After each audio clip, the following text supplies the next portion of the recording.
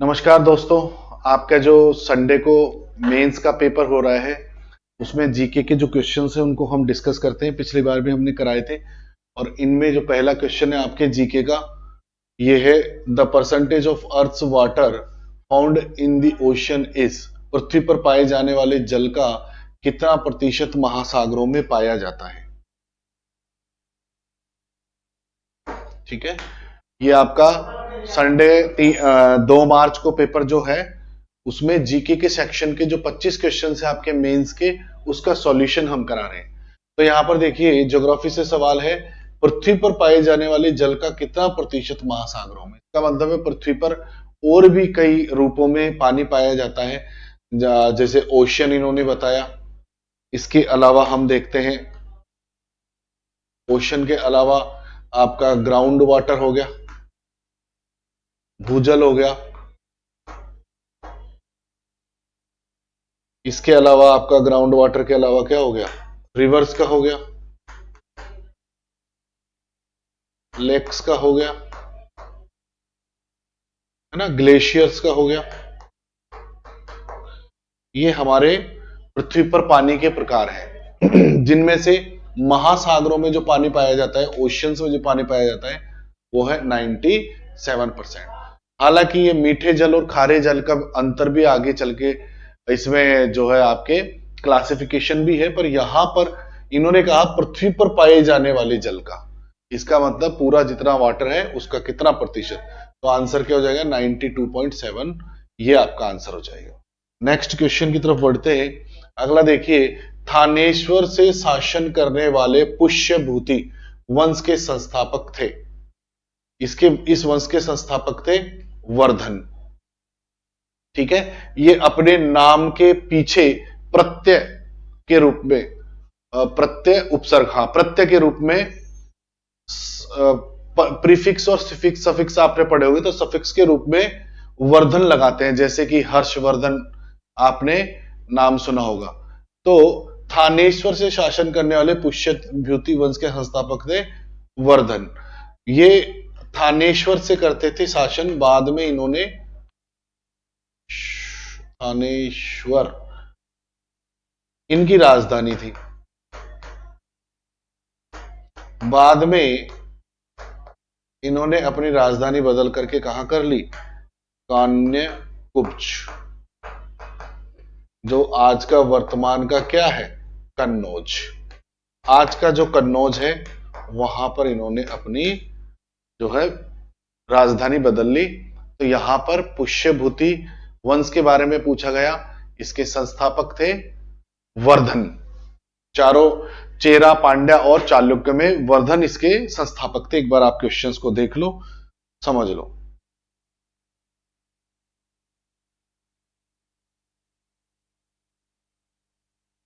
I hope आपने observe कर लिया होगा इस क्वेश्चन को। ठीक है, अब आगे बढ़ते हैं अगले क्वेश्चन पे चलते। ये गुप्त साम्राज्य के बाद में ये उभरा था, है ना। अगला देखिए, कावेरी इंजन किस ऑर्गेनाइजेशन ने विकसित किया है। दोस्तों कावेरी इंजन की जो ये बात कर रहे हैं, ये Kaveri engine GTRE, gas turbine research establishment plus DRDO, है ना। हालांकि इसमें ऑप्शन में नहीं है अपने, इसमें इसरो, HAL, BEL ये चारों ऑप्शन दिए, इनमें कहीं पर भी DRDO का नाम नहीं दिखाई दे रहा हमें। ठीक है, तो DRDO और GTRE के द्वारा इसको विकसित किया गया। विच ऑर्गेनाइजेशन हैंडल कावेरी इंजन, है ना, सिंपल सा क्वेश्चन है। GTRE संस्था, ये कावेरी इंजन का जो प्रोजेक्ट है ये 1980 में प्रारंभ किया गया था, 1980 में, और अभी 2016 में इसको डिसर्टिफाई कर दिया गया। हालांकि DRDO अब इस पर काम करता है GTRE के साथ मिलकर के, और कावेरी 2.0 बनाए जाने की बात हो रही है, यानी एक ड्राई इंजन बनाने की बात कर रहे हैं, कावेरी 2.0। इसमें ये जो कावेरी इंजन जो बनाया, इसके प्रोजेक्ट जो शुरू किया गया, इसे बनाया गया, इसे विकसित जो किया गया, उसका उद्देश्य था भारतीय फाइटर जेट में अपने स्वदेशी इंजन का उपयोग करना और विदेशी निर्भरता को कम करना। हालांकि अभी भी ये अंडर प्रोग्रेस हुआ नहीं। इस कावेरी इंजन को ही हमारे तेजस में यूज करने की बात हो रही थी। जो हमारा लाइट कॉम्बैक्ट जो फाइटर जेट है उसमें यूज करने की बात हुई तेजस में, लेकिन अभी तक हम मार्क 1 और मार्क 1A हम यूज कर रहे हैं। ये जनरल इलेक्ट्रिक्स के द्वारा बनाया गया इंजन है जिसको हम तेजस में प्रयोग कर रहे हैं। आगे अपना जब ये सफल हो जाएगा कावेरी तो हम इसको प्रयोग करेंगे। अभी तक कावेरी में 74 केन का जो है ना पावर वो जनरेट हुआ है, जबकि हमें तेजस में 84 मिनिमम रिक्वायरमेंट है, 84 to 90। तो हम इसका आंसर क्या लगा देंगे, GTR। अगला क्वेश्चन चलिए, ट्यूलिप महोत्सव किस शहर में मनाया जाता है? बहुत सिंपल सा क्वेश्चन है। ट्यूलिप महोत्सव श्रीनगर के हार्ट में, जो ये श्रीनगर शहर है उसके बीचों बीच में ये गार्डन है, Indira Gandhi memorial tulip garden, यहां पर मनाया जाता है। ये एक पुष्प है, फूल है tulip. Indira Gandhi memorial tulip garden.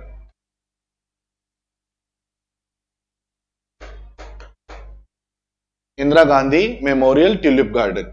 हर साल ये अमूमन मार्च से अप्रैल के बीच में मनाया जाता है, जब ट्यूलिप जो फ्लावर है वो ब्लूम पे आता है ना, जब ये खिलता है ये फूल, तब इसको बनाया जाता है। इस बार के लिए 15 मार्च से लेकर के 15 अप्रैल के लिए इसको रखा गया है, 2025 के लिए। ठीक है साहब, अगला क्वेश्चन बढ़ते हैं।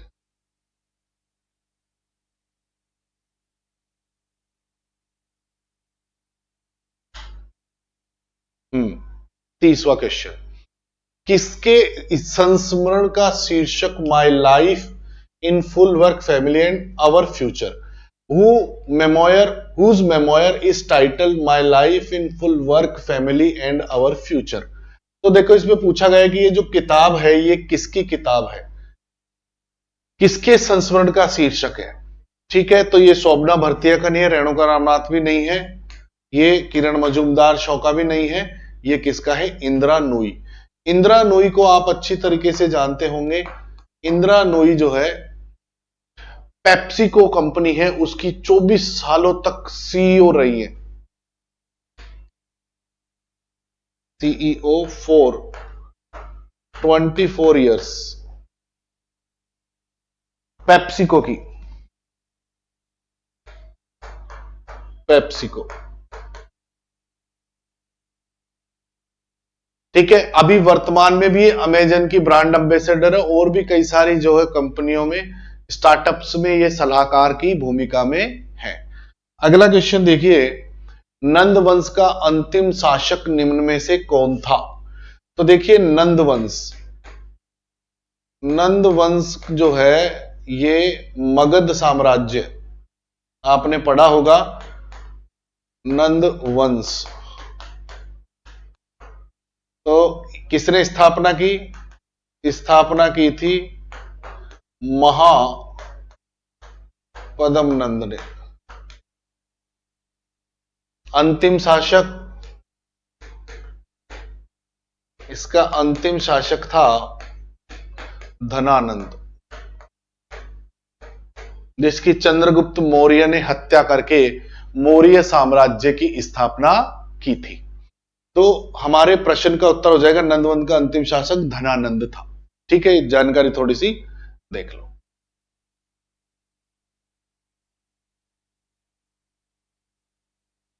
अगला क्वेश्चन देखिए, max life insurance company limited का नया नाम क्या है?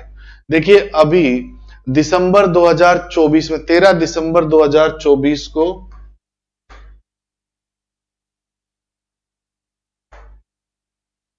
ये आपके मैक्स लाइफ ने एक्सिस के साथ क्या किया है,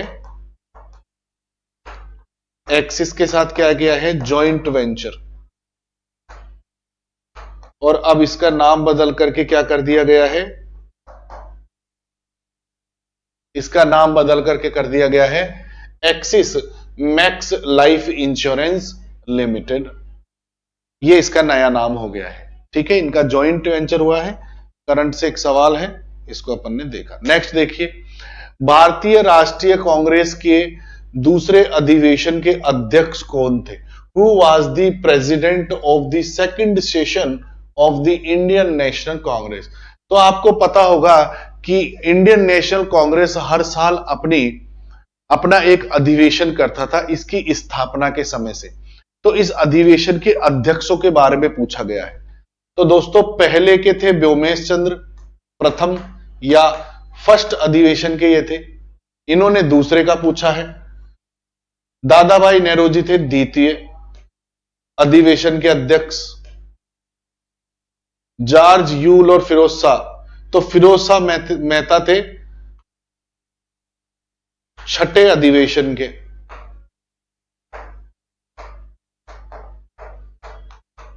अध्यक्ष, और जॉर्ज यूल थे चौथे अधिवेशन के अध्यक्ष।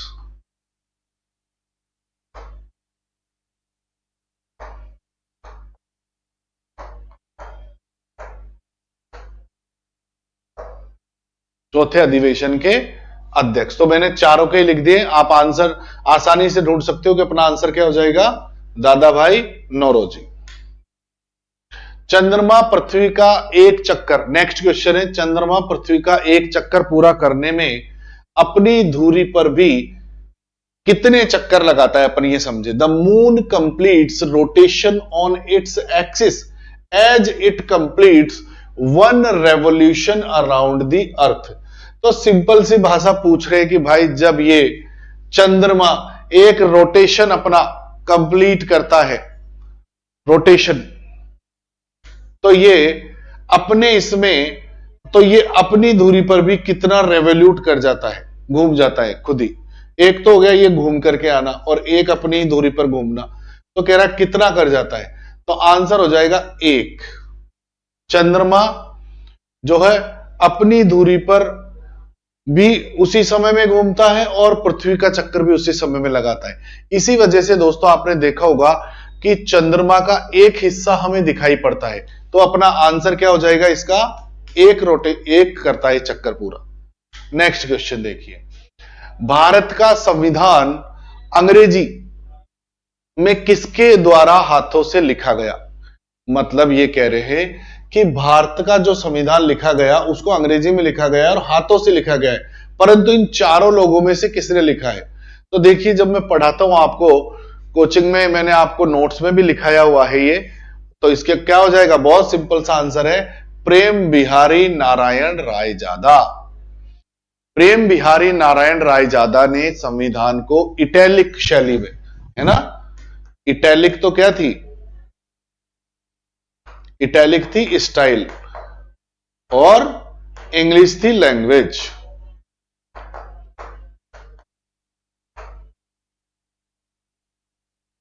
तो क्या होगा आंसर अपना, प्रेम बिहारी नारायण रायजादा। एचवीआर अयंगर सेक्रेटरी थे, संविधान सभा के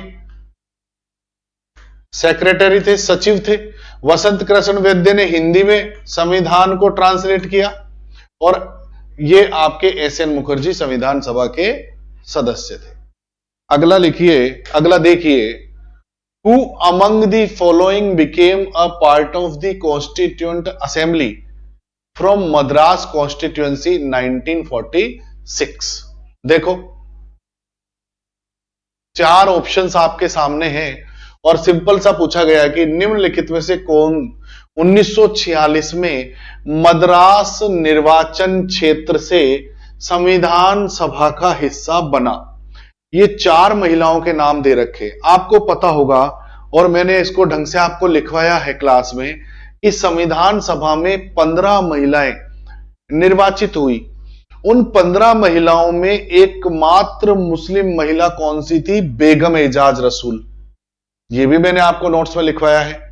और ये सारी महिलाएं जो है बहुत पढ़ी लिखी और बहुत सारी डिग्रियां इनके पास थी, इन्होंने संविधान को बनाने में अपनी हिस्सेदारी दी। अब ये आपसे पूछ रहे कि मद्रास निर्वाचन क्षेत्र से कौन सी थी, तो ये आया हुआ सवाल है, पहले भी कई बार पूछा गया है। एमओ स्वामीनाथन जो है मद्रास कॉन्स्टिट्यूएंसी से थी दोस्तों। और आपके जो है बेगम एजाज रसूल और कमला चौधरी, ये दोनों आपके संयुक्त प्रांत, मतलब उत्तर प्रदेश, जो आज का उत्तर प्रदेश है, इसको संयुक्त प्रांत कहते हैं। यहां से जो है ये कमला चौधरी और बेगम एजाज रसूल दोनों यूनाइटेड, संयुक्त प्रांत या यूनाइटेड प्रोविंस से दोनों की कॉन्स्टिट्यूंसीज थी। हंसा जीवराज मेहता, ये बॉम्बे, इनका जो निर्वाचन क्षेत्र था वो कौन सा था? बॉम्बे। तो चारों को हो गया, एमू स्वामीनाथन का मद्रास, हंसा जीवराज मेहता बॉम्बे, और ये दोनों कमला चौधरी और बेगम एजाज रसूल कहां से? उत्तर प्रदेश से या संयुक्त प्रांत से। अगला देखिए क्वेश्चन आपके सामने स्क्रीन पर है। जिमी कार्टर, जिनका 100 वर्ष की आयु में निधन हो गया है, स्टैटिक जीके का सवाल है।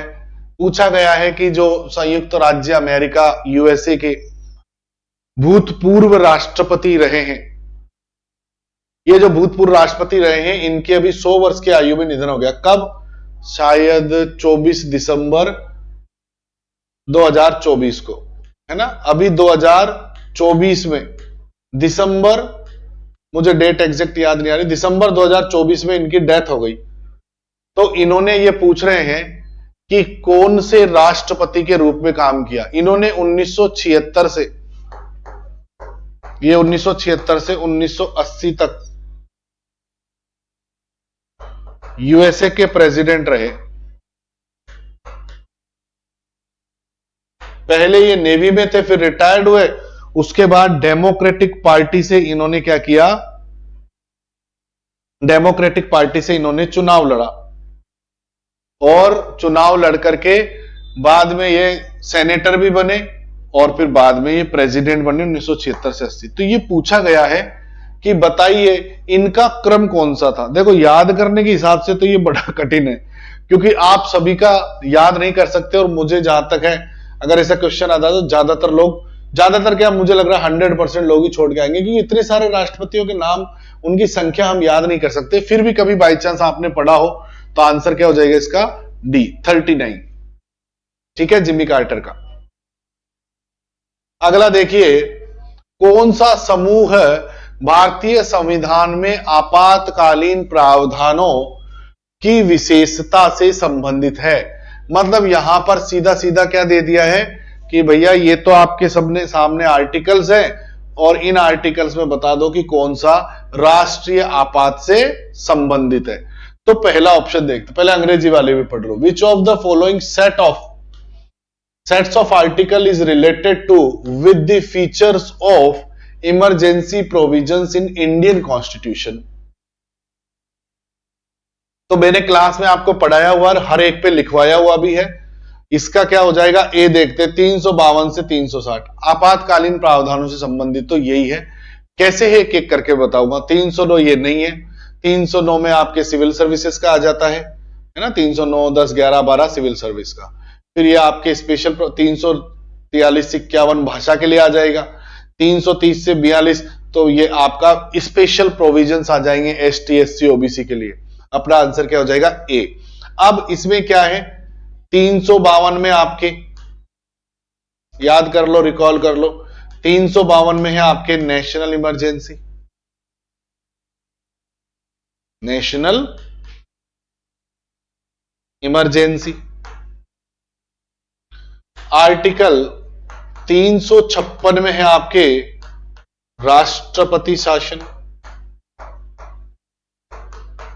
और इन्हीं से संबंधित प्रावधान है बाकी में भी, प्रेसिडेंट्स रूल। और आपके आर्टिकल 360 में क्या है?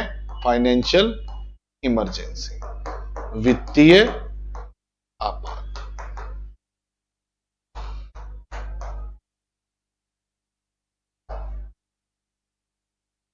वित्तीय आपातकाल, ये तीनों ही आपके सामने है। तो 38वां हो गया आपका। नेक्स्ट क्वेश्चन पे चलते हैं अपने। ये है मुस्लिम लीग ने, ये डेट दे दी है, मुस्लिम लीग ने किस दिन को डायरेक्ट एक्शन डे के रूप में मनाया? आपको याद होगा कि प्रत्यक्ष कार्रवाई दिवस मुस्लिम लीग ने क्यों मनाई? क्योंकि ये एक अलग देश चाहते थे, है ना। क्या चाहते थे ये? एक अलग स्वतंत्र मुस्लिम राज्य चाहते थे। इनकी मांग क्या थी, डिमांड क्या थी? स्वतंत्र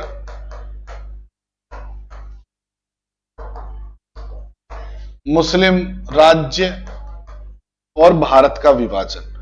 तो इन्होंने क्या, बाजार बंद कराए, आंदोलन निकाले, मार्च निकाला, ये सब कार्य इन लोगों ने किए, भारत का विभाजन। तो ये दिन था 16 अगस्त 1946 का, प्रत्यक्ष कार्रवाई दिवस। अगला क्वेश्चन चलते हैं अपन लोग और देखते हैं नेक्स्ट क्वेश्चन में क्या है। दो क्रमागत अमावस्यों के बीच में लगभग कितने दिनों की अवधि होती है? तो देखो, दो क्रमागत है ना जो अमावस्या है, अगर हम दो एक साथ कंसेक्यूटिव दो गिनेंगे तो हमारा आंसर हो जाएगा 29.5। ये इसका आंसर हो जाएगा साहब, दो एक साथ, मतलब क्रमागत एक के बाद एक। सरहुल किस राज्य का एक लोकप्रिय जनजातीय नृत्य है? तो ये मैंने आपको क्लास में भी पढ़ाया हुआ है पहले। ये किस राज्य का है? झारखंड का। Sarhul is famous festival of dance in which state? किसका है? झारखंड का। सरहुल एक लोकप्रिय नृत्य वसंत के समय मनाया जाता है, याद आया? ठीक है, और वसंत के समय मनाया जाता है। और कुछ जनजातियां भी लिखाई थी, जैसे मैंने आपको मुंडा,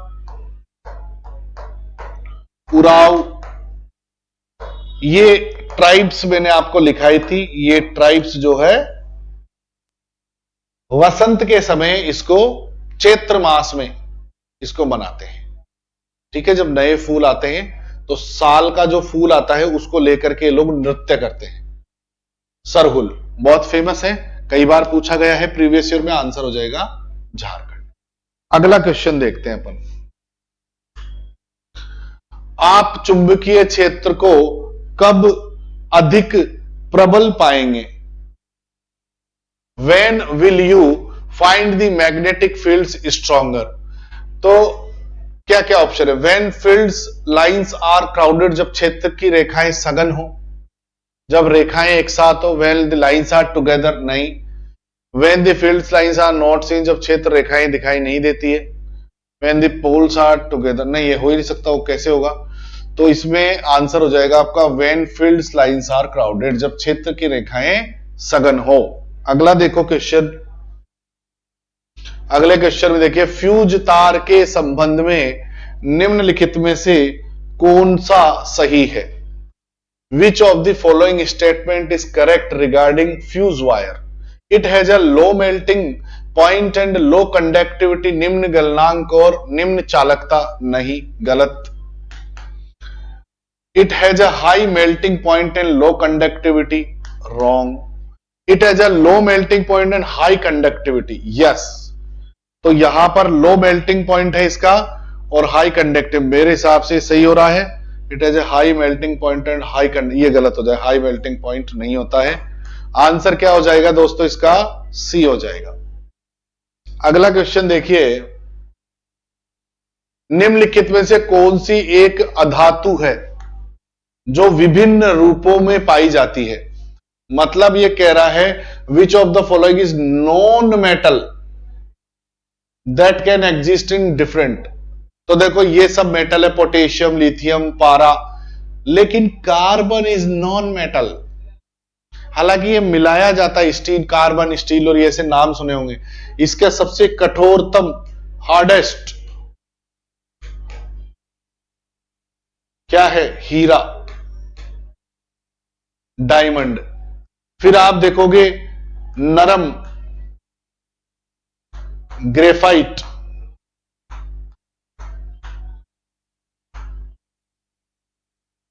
और आप इसका एक और नाम सुना होगा, ग्रेफीन,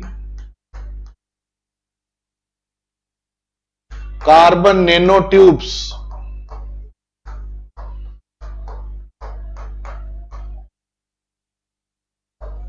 तो ये आपका क्या हो जाएगा? 44वें का आंसर हो जाएगा कार्बन। अगला देखिए 45वां, किस पक्षी को आधिकारिक तौर पर संयुक्त राज्य अमेरिका का राष्ट्रीय पक्षी घोषित किया गया है? तो यहां पर पूछा गया है कि national bird of United states, बताओ। अमेरिकन रॉबिन है, गोल्डन ईगल है, बॉल्ड ईगल है, या रेड टेड हॉफ? ये बाल्ड ईगल जो है अमेरिका का राष्ट्रीय पक्षी घोषित किया गया है। नेक्स्ट क्वेश्चन देखिए, उन दो राज्यों के नाम बताइए जिनमें भूमि सुधार सफल रहा। देखो एक बहुत बड़ा इश्यू है, 9th शेड्यूल जब मैं पढ़ाता हूं जिसमें जमींदारी की समाप्ति के बारे में मैं आपको पढ़ाता हूं, जमींदारी की का एबोलिशन के बारे में जब मैं पढ़ाता हूं तो आपको बताता हूं कि नवी अनुसूची को इसलिए जोड़ा गया ताकि उसमें जमींदारी समाप्ति के प्रावधान किए जाए। अब ये एबोलिशन ऑफ जमींदारी या जागीरदारी सिस्टम क्या था? तो देखिए, देश आजाद होने के बाद में कुछ ही लोगों के हाथ में जमीनों का स्वामित्व था, मालिकाना हक था। बाकी जो खेती करते थे वो सब किराएदार के रूप में थे, टेनेंट के रूप में थे। ठीक है, उनको किराए से जमीनें दी जाती थी। तो सरकारों ने 1960 के समय से लैंड रिफॉर्म्स एक्ट बनाए और इनमें ये पूछ रहा है कि सबसे सफल कहां रहा? तो आप देखो, सबसे जो सफल रहा वो रहा बंगाल और केरल, क्योंकि साम्यवादी सरकारें, कम्युनिस्ट सरकारें यहां पर बहुत स्ट्रांग रही हैं। और कम्युनिज्म में हमेशा ये मालिकाना हक जमीन अमीन का सब यही मानते कि सब किसानों के पास है। औरों में भी हुआ, पर आप देखोगे उदाहरण के तौर पे बिहार में 2019 तक भी 56% किसान 56% ग्रामीण परिवार भूमिहीन थे। अब यही क्यों हुआ? क्योंकि एक राजनीतिक विल जो है, इच्छा शक्ति जो है वो कार्य करती है। मैंने कहा इनमें साम्यवादी सरकारें रही हैं, तो वेस्ट बंगाल और केरल इसका सही आंसर होगा। यहां पर अच्छे से लागू हुआ। पश्चिम बंगाल में केवल 11% ही ग्रामीण परिवार ऐसे हैं जिनके पास जमीनें नहीं रही। तो जमींदारी सिस्टम में उनसे जमीनें वापस ले ली, सरकार ने अपने मालिकाना अपने पास लिया। जो लोग किराए से कर रहे थे खेती, उनको मालिकाना हक दिया, गरीबों में जमीनें वितरित की गई। नेक्स्ट क्वेश्चन देखिए, भारतीय संविधान के निम्नलिखित से किस अनुच्छेद में सहकारी समितियों के गठन के अधिकार का उल्लेख है? बताइए। ये मैं आपको लिखवाया हुआ क्वेश्चन है। मैंने लिखा है कि संघ, संगठन और सहकारिता बनाने का अधिकार 19(1)(c) में है। ठीक है, विच of the following article of the Indian constitution mention the right from cooperative? क्या होता है कोऑपरेटिव सोसाइटीज?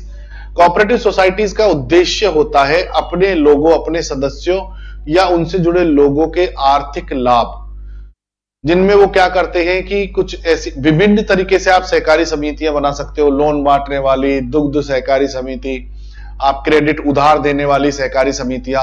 अभी भी आप देखोगे राजस्थान में लोंगेवाला दुग्ध उत्पादक सहकारी समिति, ये सहकारी समिति का उदाहरण है। रूबी क्रेडिट कोऑपरेटिव सोसाइटी, आपको इसका उदाहरण मिल जाएगा। सुंदरम क्रेडिट कोऑपरेटिव सोसाइटी आपका उदाहरण मिल जाएगा। अगर पूरे देश में देखेंगे तो अमूल दूध सहकारी समिति का सर्वोच्च, विश्व में मैं बता रहा हूं, हिंदुस्तान में वर्ल्ड में ही सबसे अच्छा है। गुजरात के दुग्ध उत्पादकों को सही मूल्य दिलाने के लिए अमूल दूध डेयरी का जो है सहकारी समिति की स्थापना की गई थी। अगला देखिए, बोलाक आर्ट कर्नाटक राज्य का एक क्या है? नृत्य रूप है ना। Bolak art is a form of state of Karnataka. संगीत नहीं है, चित्रकारी नहीं है, मूर्तिकला नहीं। इसमें क्या होता है? ये होता है कोडागु जिला। कोडागु जिला, डिस्ट्रिक्ट कोडागु है कर्नाटक की। और बोलक आर्ट में क्या होता है? कोडवा इनका देवता है। कोडवा देवता की वेशभूषा पहनकर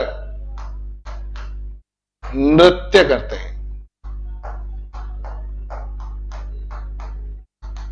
ठीक है, इसलिए इसको क्या कहा गया है? डांस नृत्य। अगला देखिए, निम्नलिखित में किस संगीतकार को प्रसिद्ध बैंड द बीटल्स के साथ कोलैबोरेशन करने का श्रेय दिया जाता है? Who among the following musician is given the credit for collaborating with the famous band The Beatles? The Beatles एक रॉक बैंड था दोस्तों, जिसकी स्थापना 1960 में लिवरपूल में की गई। इसके कुछ सदस्य थे, जिनमें से एक सदस्य था हैरिसन। हैरिसन के साथ पंडित रविशंकर ने 1997 में कोलैबोरेशन किया।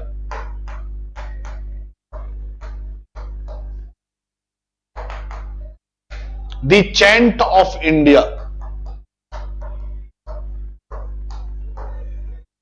चैंट ऑफ इंडिया नाम से इन्होंने कोलैबोरेशन किया।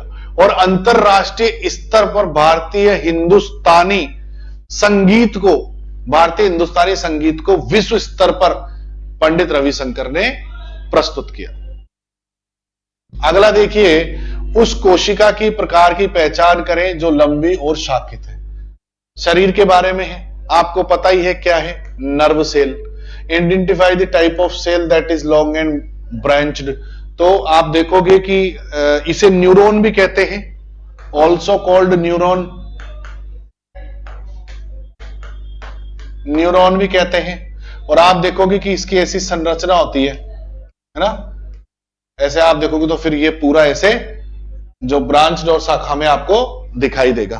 तो आंसर क्या जाएगा, नर्व सेल। ये हमारे बॉडी से सिग्नल रिसीव करने और भेजने के लिए होता है। तो ये आपके क्वेश्चंस पूरे हो गए दोस्तों, 25 क्वेश्चन मेंस के। अगली जो टेस्ट सीरीज होगी आपकी, उसका भी आपको टाइम से जीके का सॉल्यूशन मिल जाएगा।